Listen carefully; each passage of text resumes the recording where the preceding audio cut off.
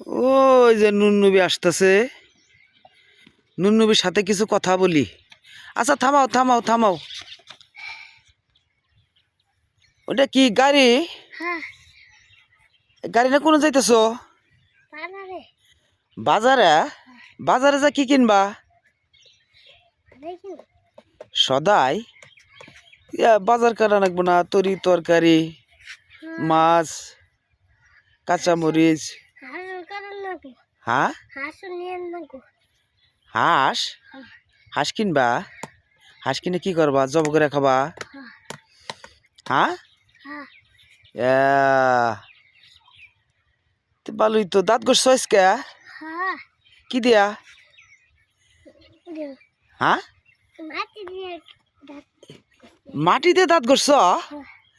মাটি দিয়ে মানুষের দাঁত ঘষে? দি দাঁত দিহি চকচকাই তো হয়েছে, মাটি দিয়ে তো ফাইন দাঁত ঘষে, সুন্দর হয়েছে দাঁত, চকচকাই আছে। ঠিক আছে। আচ্ছা তাহলে নুননবীর সাথে কথা শেষ করলাম।